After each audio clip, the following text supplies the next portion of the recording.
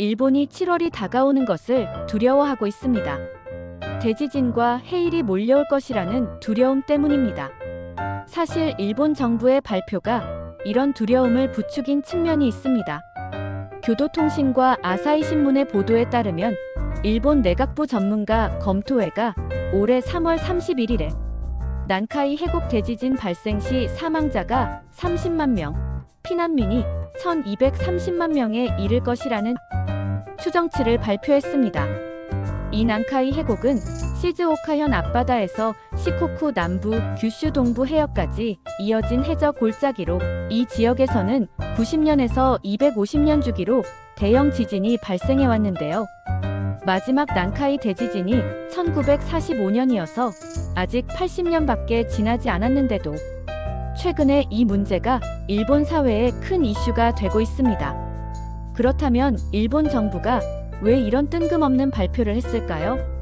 사실 뜬금없는 일이 아니라 지난 1월에도 일본 지진조사위원회는 규모 8에서 9의 난카이 대지진 발생 확률을 80%로 예측한 바 있습니다.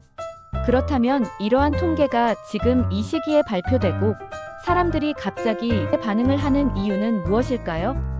여러 가지 정치적, 사회적 이야기가 복합된 문제라고 말할 수도 있지만 그중 한 가지의 가장 중요한 이유를 꼽는다면 바로 내가 본 미래라는 만화책입니다.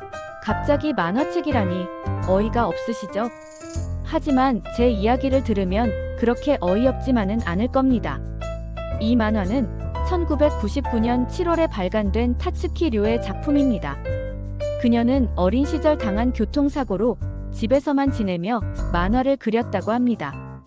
이 당시 그녀는 쓰나미가 몰아치는 꿈이나 각종 사건 사고에 관련된 일 혹은 이런저런 숫자가 나오는 꿈을 많이 꾸었다고 하는데요. 그녀는 그 꿈들이 생생해서 그때그때 노트에 기록해 두었다고 합니다.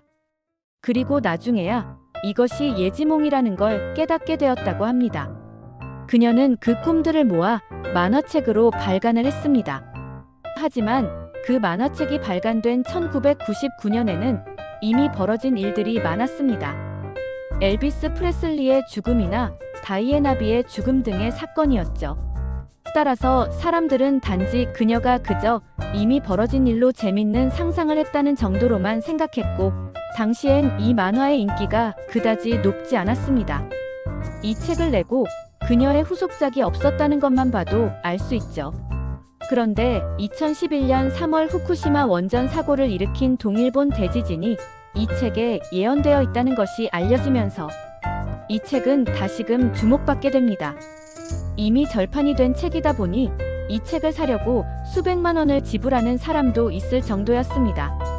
또 작가가 은둔 생활을 하고 있다 보니 작가를 사칭한 자들이 방송에 출연하는 일까지 있었습니다. 그래서 실제 작가가 2024년에 완전판을 내므로써 여러 가지 논란을 종식시켜버렸습니다. 그런데 진짜 문제는 이 책에 아직 일어나지 않은 두 가지 예언이 있다는 겁니다. 하나는 앞서 설명한 난카이 대지진을 연상케 하는 해상 대재해고 다른 하나는 후지산 폭발입니다. 바로 그 대재해 때문에 일본인들이 지금 떨고 있는 거죠.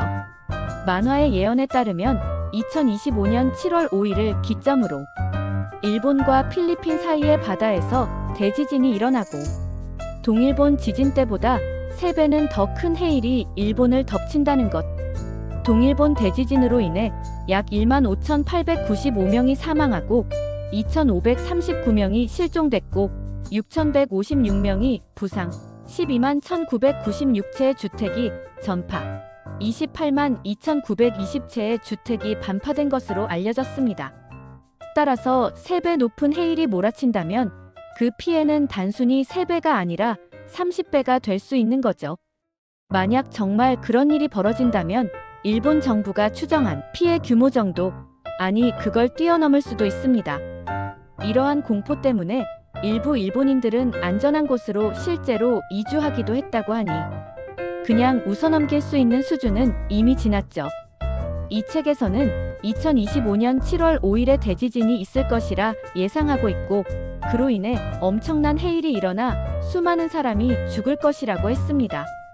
하지만 동시에 사람들은 좌절하지 않고 재앙을 끝내 이겨낼 것이라는 것도 예견을 했다고 합니다. 그런데 아직 일어나지 않은 다른 하나, 후지산 폭발은 2026년 8월 20일로 예언되어 있다고 합니다.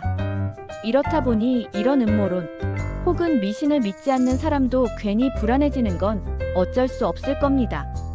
부디 아무 일 없이 그날이 지나가서 이 만화가 다시 주목받는 일이 없어지고 단지 하나의 재밌는 해프닝 정도로 마무리가 되었으면 좋겠네요.